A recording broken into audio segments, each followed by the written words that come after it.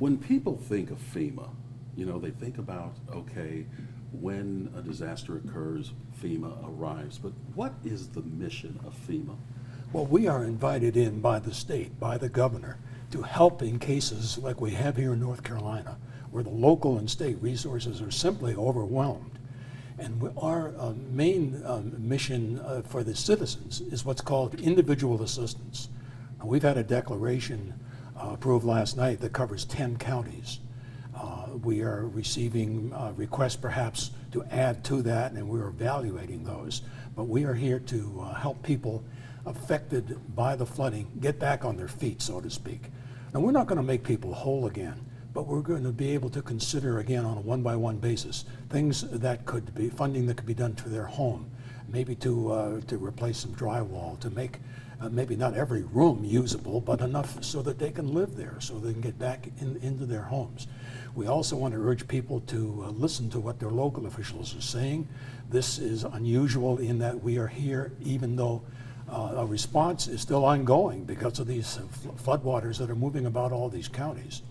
So we also do provide some assistance to the state and local governments for some of their expenses, things like emergency protective measures, debris removal, damage to public facilities. But right now the emphasis is on the individual. We want to help the people, and people need to register in order to be considered. Even if they've registered with the Red Cross, with their local emergency management people, you need to call FEMA at 1-800-621-3362. If you have the capability to get online, you can do that at disasterassistance.gov. Now, once a county is established as a federal disaster area, what does that make people in the county eligible for? It makes them eligible for emergency home repairs. Temporary housing can be considered. The priority is if people can be placed into rental housing. Sometimes rental housing is scarce, especially in these rural communities. And that's where FEMA can consider on a temporary basis lodging people in hotels. So that is that's basically the type of assistance, housing assistance and emergency home repairs.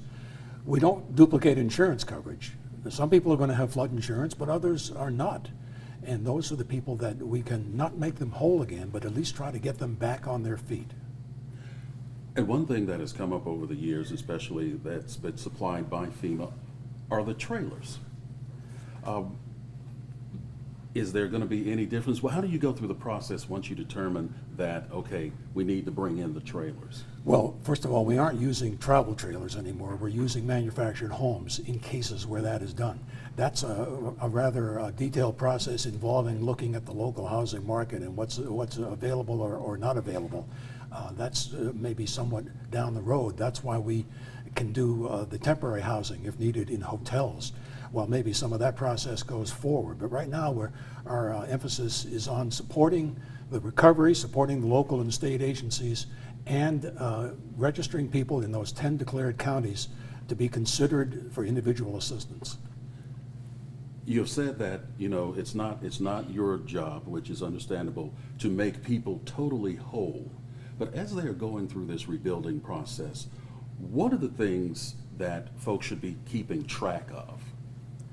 What they have expended, if they've undergone anything with any contractors or any that bought supplies, receipts, take photographs of what has gone on. Don't necessarily wait if you have the means to go ahead and hire a contractor to go ahead and undergo some repairs.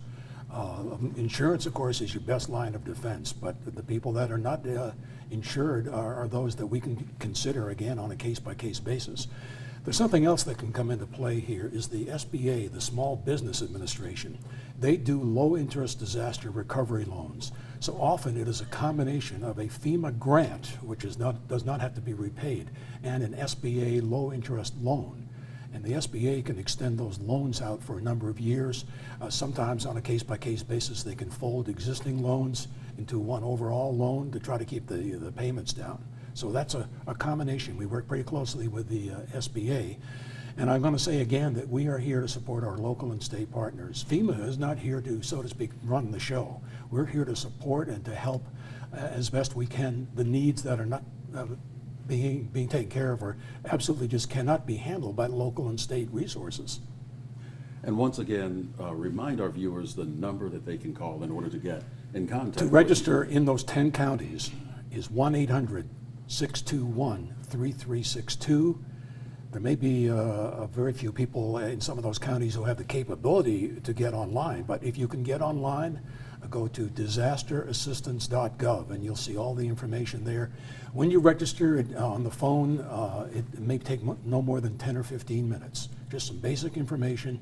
You need to have a means of contact if possible. Some people are staying with family and friends, may have to give someone else's phone number, an address to your property. It has to be your principal residence damaged to be considered. Secondary homes, vacation homes are not covered by FEMA. And that's basically how the process works.